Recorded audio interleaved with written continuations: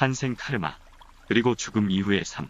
제3편, 환생과 카르마의 법칙에 따르면 인간은 빈손으로 세상에 태어난 것도 아니고 죽을 때 빈손으로 떠나는 것도 아니라고 한다. 오늘의 행동이 나중의 결과가 되어 돌아오듯이 지금의 나는 과거의 산물이며 내가 지금 어떻게 사느냐에 따라 다음 생의 향방이 정해진다는 법칙이다.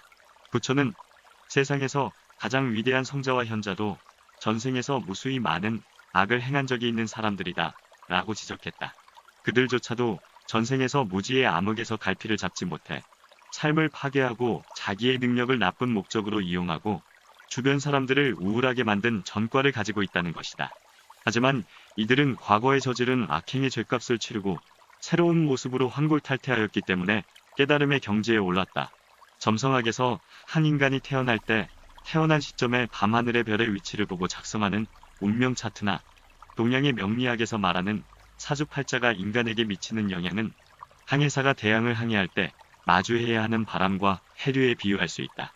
아무런 삶의 의지나 동기 없이 삶의 조류에 휩쓸려가는 인생은 별이 점지한 운명대로 살 확률이 크지만 의지와 신념으로 꽉 찬 인간은 배의 키를 직접 잡은 항해사가 되어 모진 풍파를 견뎌내며 목적지를 향해 배를 안전하게 운전하면서 죽음이라는 항구에 정착할 수 있는 것이다.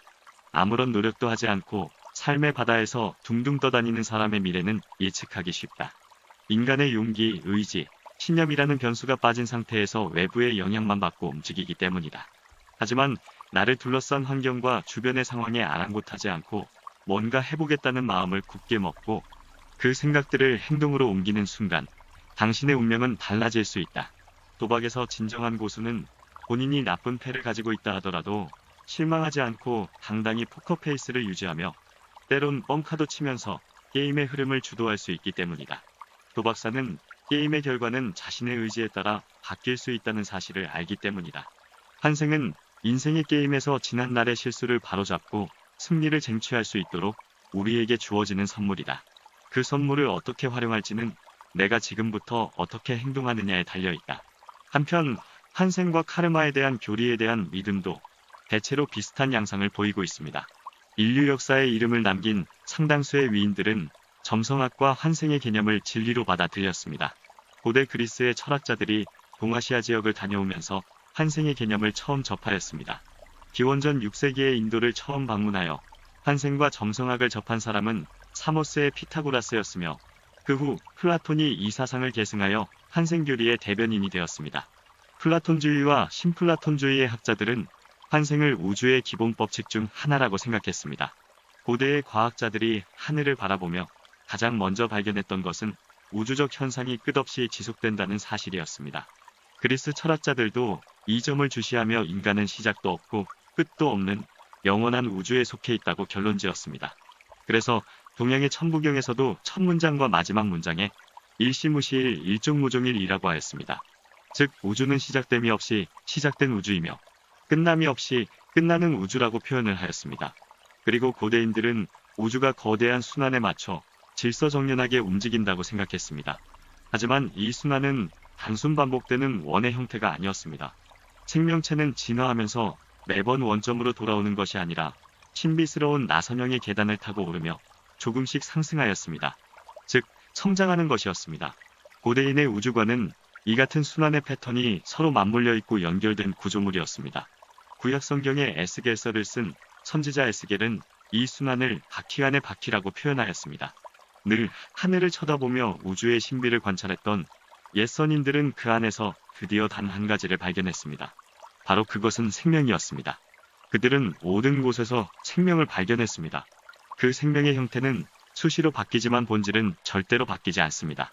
고대의 선각자들은 하나의 생명에서 나온 조각들이 다양한 방식으로 결합되어 무한히 많은 생명들을 만들어낸다고 생각했습니다. 하지만 생명의 근원 자체는 영원히 변하지 않습니다. 그리고 그들은 우리 인간이 거대한 주기로 영원히 순환하는 하늘 아래 살고 있다는 사실도 알아냈습니다. 우리가 흔히 사계절이라고 불리우는 봄, 여름, 가을, 겨울에서 특히 겨울은 모든 생명이 죽은 것처럼 보이지만 진짜로 죽은 것이 아니라는 것입니다. 그것은 새 생명을 탄생케 위한 침묵의 시간입니다. 긴 겨울이 끝난 후 다음 해 춘분의 생명이 다시 솟아나는 것을 보며 우주의 섭리를 깨달은 것입니다.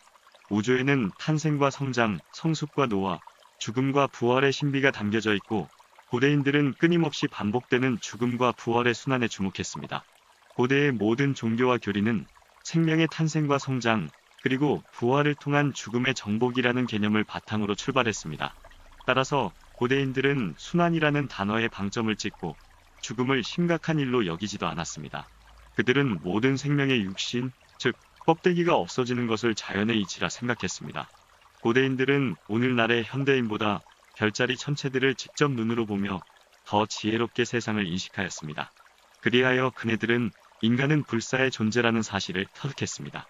인간의 영혼이 불멸의 속성을 가지는 것은 우주의 법칙에 따른 당연한 결과이며 또한 합리적인 결과라고 결론을 내린 것입니다. 지구상의 모든 존재는 의미가 있다. 따라서 그네들은 인간의 삶에 의미가 있고 자연의 일부인 인간도 천체의 운행과 우주의 섭리를 관장하는 법칙의 지배를 받는다고 생각했고 모든 일은 적절한 때가 있고 적기에 운명이 펼쳐지고 실현된다는 것을 알게 되었다. 그래서 고대인들은 인간이 수많은 계절을 품고 있는 복합적 존재이며 1년 365일 중 특정 시점에 태어난 사람은 이에 부합되는 운명을 맞이하고 다른 시점에 태어난 사람은 또 그 철에 맞는 삶을 경험을 하게 될 것이라고 믿었으며 또한 인간이 태어난 시점은 그가 물질 세상에 있는 동안 성장하는 방향과 속도에 영향을 받는다고 하였습니다.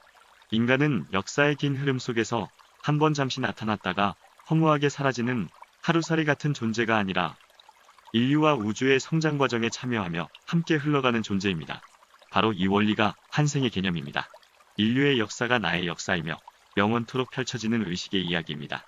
인간은 때로는 눈으로 볼 수 있는 형상을 가진 상태로 때로는 보이지 않는 형태로 인류의 역사에 참여합니다. 지구에서 육신을 가지고 있을 때는 인간으로 혹은 육신을 걸치지 않은 상태의 영혼은 지구 아닌 다른 세계에서 인류의 진보에 기여합니다. 인간은 물질 세상에서 생식으로 새로운 육신을 창조하고 죽은 후 영적 세상에 머물다가 생식의 결과물이 되어 새로운 육신을 입고 다시 태어나는 존재입니다. 그리고 새로 창조된 인간은 세상을 직접 체험하고 사후 세계에서 다시 창조되기를 기다리는 상태를 번갈아 가면서 인류의 역사와 끝까지 함께하는 것입니다. 한편 만물에서 정의를 구했던 고대인은 세상에 우연은 없고 모든 것이 우주의 법칙을 따라갈 수밖에 없다고 하였다. 인간의 한정된 시각으로 보면 모든 일이 우연히 발생하는 것처럼 보일지 모르지만 큰 관점에서 보면 생명이 펼쳐지는 과정에서 반드시 일어나야만 했던 필연이었던 것입니다. 위대한 카톨릭 신학자이며 철학자인 토마스 아퀴나스는 인간은 제한된 운명을 지니고 있다고 주장을 하였습니다. 즉, 인간은 우주의 법칙이 지배하는 세상에 살고 있지만 그 틀 안에서 수많은 잠재적 가능성 중에 하나를 선택할 수 있는 자유의지를 가지고 있다는 말입니다. 예를 들어 우리는 횡단보도를 건너기 위해서 녹색 신호등이 켜지면 건널 수도 있고 혹은 그것을 기다리지 않고 무단 횡단을 할 수도 있습니다.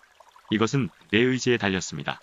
그래서 인간은 운명과 자유의지를 동시에 가졌다고 고대 그리스의 천문학자이며 수학자이며 철학자인 프톨레마이오스는 이렇게 말했습니다.